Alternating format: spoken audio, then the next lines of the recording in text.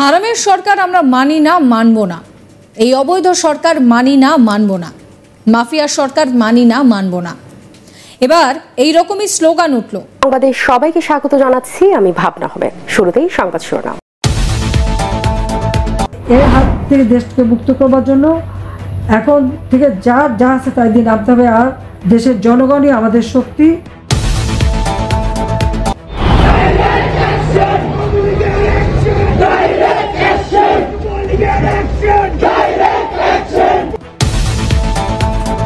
আসন্ন ঈদকে ঘিরে নয়া ষড়যন্ত্রের ফ্যাসিস্ট হাসিনা তার নির্ভরযোগ্য কিছু নেতাকে ফাঁকা ঢাকায় নাশকতা করার দায়িত্ব দিয়েছেন। রাজনৈতিক অঙ্গনে যে চরম বিশৃঙ্খলা নতুন রাজনৈতিক দলের, সেটি সাধারণ মানুষকে চরমভাবে বিভ্রান্ত করছে। এই সেনাপ্রধান ওয়াকারুজ্জামানও কিন্তু তার আত্মীয় হোক, তারপরেও কিন্তু শেখ হাসিনাকে পরিষ্কার তার আগের দিন আমরা যতদূর জানি 4 আগস্টই জানিয়ে দিয়েছিলেন আপনাকে ক্ষমতা ছাড়তে হবে। তোকে আমি কৈফিয়ত দেবো, তুই আসছিস আর আমি তোকে কৈফিয়ত দেবো না। আমি সাংবাদিকতা এতক্ষণে যা যে কি সেনা তুলি নিয়ে যাওয়া দরকার, আমি বুঝি নাই। সামনে করে তো মারবো আমি, যা তাড়াতাড়ি ভালো তা সেখান থেকে। সম্প্রতি সময়ে ওই বৈঠককে কেন্দ্র করে হাসনাত ও সার্জিসকে তাদের প্রাথমিক সদস্য পদ থেকে স্থায়ী বহিষ্কার করা হলো। দুইজন এই সেনাবাহিনী নিয়ে যে ইস্যুটা হলো, যারা দুইজন ইন পার্টিকুলার দেখা করতে গিয়েছিল তাদের দুইজনের পারস্পরিক যে স্ট্যাটাস, সেটার ভিতরে যথেষ্ট পরিমাণ ফারাক আছে। এবং আরেকজন আমাদের আরেক ছোট ভাই হান্নান মাসুদ, সে আবার স্ট্যাটাস দিয়ে বলছে দুইজনের ভিতরে একজন মিথ্যা কথা বলছেন। হাসনাত এবং সার্জিস তাদের দুইজনের একজন মিথ্যা বলেছেন। এরাই স্ব-উদ্যোগে অযাচিতভাবে বলা যায় ক্যান্টনমেন্টে গিয়েছেন এবং সেনা প্রধানের সাথে সাক্ষাৎ করেছেন। শুনছিলেন সংবাদ শিরোনাম, এবারে বিস্তারিত। এদিকে ঢাকায় ২৬শে মার্চ সকালে হঠাৎ আওয়ামী লীগের একটি ঝাঁটিকা মিছিল দেখা গিয়েছে। সেই মিছিলে আরও দেখা যায় বঙ্গবন্ধু শেখ মুজিবের ছবি হাতে করে নিয়ে সেই মিছিলে স্লোগান দিতে।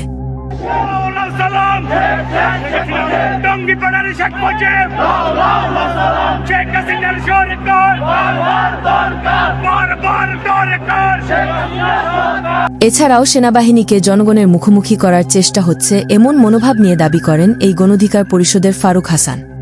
হাসনাত এবং সার্জিস তাদের দুইজনের একজন মিথ্যা বলেছেন। এরাই স্ব-উদ্যোগে অযাচিতভাবে বলা যায় ক্যান্টনমেন্টে গিয়েছেন এবং সেনা প্রধানের সাথে সাক্ষাৎ করেছেন। আমাদের সুস্পষ্ট অবস্থান বাংলাদেশ সেনাবাহিনীর পক্ষে। আজকে যারা এই বিপ্লবের অন্যতম দাবিদার বলে নিজেদেরকে দাবি করছেন, আজকে তারা এই বিপ্লবের স্পিরিটকে কতটুকু ধারণ করেন তা ইতিমধ্যে জনগণের সামনে পরিষ্কার। আজকে যখন তথাকথিত এই সকল ছাত্র নেতারা বাংলাদেশের স্বাধীনতা সার্বভৌমত্বের অতন্ত্র প্রহরী, যাদেরকে আমরা সার্বভৌমত্বের দায়িত্ব দিয়েছি, বাংলাদেশের অন্যতম একটি প্রতিষ্ঠান সেনাবাহিনীর বিরুদ্ধে এরকম মুখরোচক বানোয়াট তথ্য ছড়িয়ে বুঝতে বাকি থাকে না তারা ভিন্ন কোনো এজেন্ডা বাস্তবায়নে এই সকল মুখরোচক গল্প ছড়িয়ে জনগণের সামনে সেনাবাহিনীকে দাঁড় করানোর চেষ্টা করছে। শুধু তাই নয়, সেনাবাহিনীকে জনগণের মুখোমুখি দাঁড় করানো উদ্দেশ্য প্রণোদিত। এদের পিছনে ছাত্র জনতার হাত রয়েছে বলে মনে করেন এই গণ অধিকার পরিষদের চেয়ারম্যান ভিপি নুরুল হক নূর।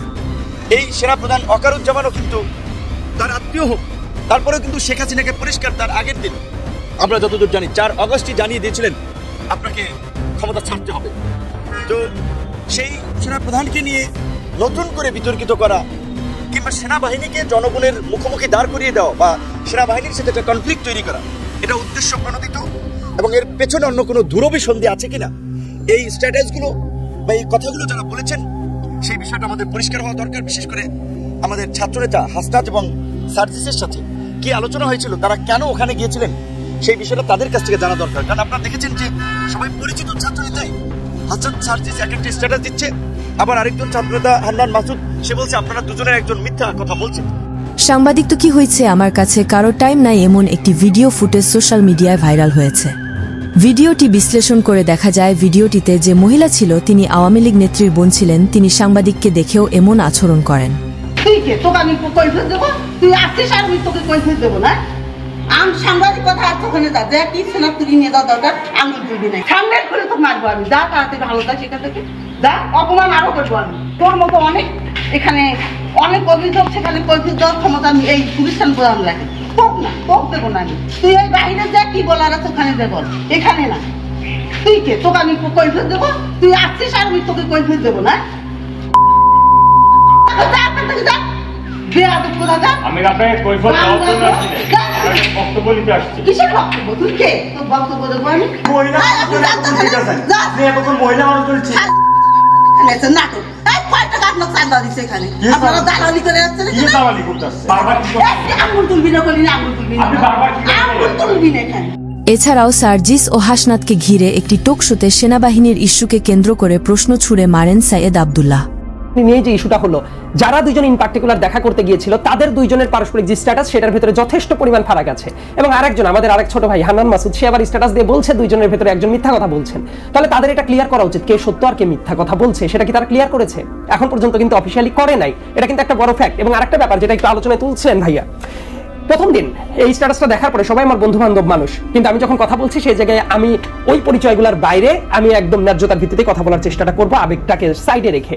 প্রথম স্ট্যাটাস পরে আমি নির্ঘাত, যারা যারা শুনছেন, টিভি অডিয়েন্স যারা আছে, তাদের মনে হতেই পারে যে আর্মি চিফ তাদেরকে নিজে স্বপ্রণোদিত হয়ে ডেকে নিয়ে গেছেন, ডেকে নিয়ে যাওয়ার পরে তাদেরকে প্রস্তাব দিচ্ছেন কিভাবে পুনর্বাসন করা যায়। বাট পরবর্তীতে দেখা গেল তাদের ভাষ্য মতেই এটা তারা নিজেরাই অ্যাপ্রোচ করেছে, এবং সেটা এখন তো ক্লিয়ার, কারণ এইটার তো কোনো রিবাটাল আসে নাই তাদের পক্ষ থেকে। তার মানে তারা নিজেরাই অ্যাপ্রোচ করেছে, দেখা করতে গেল জাতির সামনে। তাহলে এটাও উন্মুক্ত করা উচিত, এই দুইজন নেতা কোন পারপাসে আর্মি চিফের সাথে তাদের দেখা করার দরকার হলো? তাহলে তো আর্মি তো আর পলিটিক্যাল স্ট্রাকচারের কেউ না, পলিটিক্যাল স্ট্রাকচারে যদি কেউ না হয় তারা স্বপ্রণোদিত হয়ে দেখা কেন করতে গেল? বর্তমান নতুন রাজনৈতিক দলের চরম বিশৃঙ্খলা, সাধারণ মানুষকে বিভ্রান্ত করছে এই জাতীয় নাগরিক পার্টির বিভিন্ন জেলার নেতা কর্মীরা বলে জানিয়েছেন ছাত্র দলের কর্মী নাসির। রাজনৈতিক অঙ্গনে যে চরম বিশৃঙ্খলা নতুন রাজনৈতিক দলের, সেটি সাধারণ মানুষকে চরমভাবে বিভ্রান্ত করছে। ছাত্রদল সবসময় বাংলাদেশের স্বাধীনতা সংগ্রামের ঐতিহ্যকে ধারণ করে 15.5 বছর ধরে বাংলাদেশের মহান মুক্তিযুদ্ধের যে স্বাধীনতা পরবর্তী সময়ের ইতিহাসকে ব্যাপকভাবে একপেশে করা হয়েছে, এবং মুক্তিযুদ্ধের ইতিহাসকে আওয়ামী লীগ নিজেদের একক সম্পত্তি বানিয়ে ফেলেছে। আমরা 24-এর গণ অভ্যুত্থান পরবর্তী সময়ে সেরকম একটা প্রবণতা লক্ষ্য করছি। কলকাতায় ক্ষমতাচ্যুত শেখ হাসিনার গোপন মিটিং নিয়ে জানা গেল চাঞ্চল্যকর তথ্য। চলেন বিস্তারিত দেখে আসা যাক। আসন্ন ঈদকে ঘিরে নয়া ষড়যন্ত্রে ফ্যাসিস্ট হাসিনা তার নির্ভরযোগ্য কিছু নেতাকে ফাঁকা ঢাকায় নাশকতা করার দায়িত্ব দিয়েছেন। কোন ডেডলাইন, কোন তারিখ, এগুলো যেন কারো মুখ থেকে না বুঝা না যায়। পালিয়ে গিয়ে অবস্থানরত আওয়ামী লীগের নেতারা গত কিছুদিন ধরে দফায় দফায় বৈঠক করেছেন। তাদের মূল টার্গেট ডক্টর মোহাম্মদ ইউনূসের নেতৃত্বাধীন অন্তর্বর্তী সরকার ও দেশের সেনাবাহিনীকে প্রশ্নবিদ্ধ করা।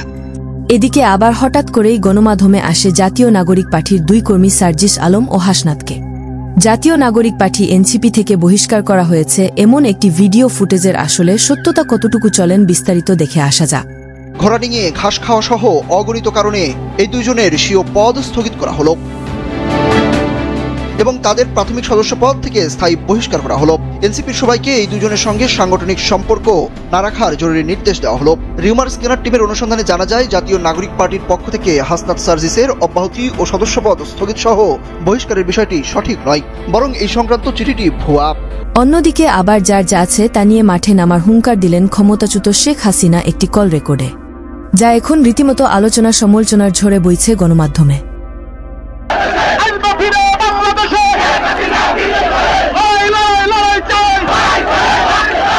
এর হাত থেকে দেশকে মুক্ত করবার জন্য এখন থেকে যা আছে তাই দিন নামতে হবে। আর দেশের জনগণই আমাদের শক্তি, জনগণকে নিয়েই আমাদের এগিয়ে যেতে হবে।